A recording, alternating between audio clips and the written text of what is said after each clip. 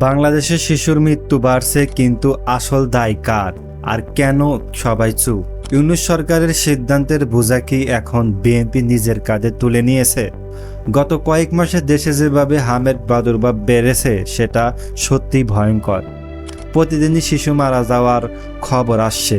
একজন মা 11 বছর অপেক্ষা করে আইডিএফ এর মাধ্যমে সন্তান পেলেন, সেই সন্তানও হারিয়ে গেল।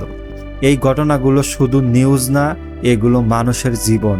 আমার প্রশ্ন হচ্ছে, এই অবস্থায় দায় কে নেবে?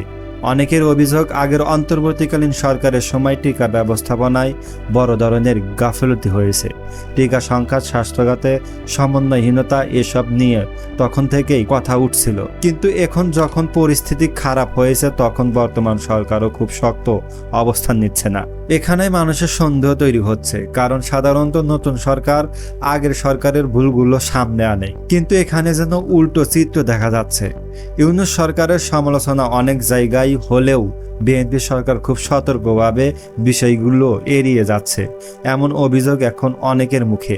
আরেকটা বড় আলোচনা হচ্ছে যুক্তরাষ্ট্রের সাথে করা সেই বাণিজ্য চুক্তি নিয়ে।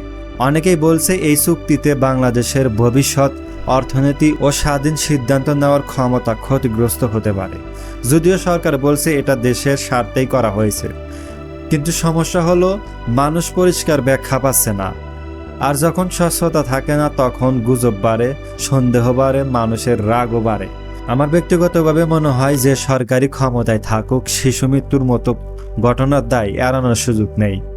মানুষ রাজনৈতিক বক্তব্য না, জবাবদিহি দেখতে চায়। যদি কোনো ভুল হয়ে থাকে তাহলে তদন্ত হোক, যদি কেউ দায়ী থাকে তাহলে সেটার বিচার হোক, আর যদি অভিযোগগুলো মিথ্যা হয় তাহলে সেটারও পরিষ্কারভাবে জনগণকে জানানো হোক। কারণ শেষ পর্যন্ত রাজনীতি না, মানুষের জীবনটাই সবচেয়ে গুরুত্বপূর্ণ। আরেকটা কথা, এখন বাংলাদেশের মানুষ আগের চেয়ে অনেক বেশি সচেতন। শুধু আবেগ দিয়ে সবসময় পরিস্থিতি সামলানো যায় না, মানুষ এখন প্রশ্ন করে, হিসাব চায়। আপনার কি মনে হয়, আসলে কি কোনো রাজনৈতিক সমঝোতা আছে, নাকি পুরো বিষয়টা শুধু প্রশাসনিক ব্যর্থতা? কমেন্টে জানান আপনার মতামত।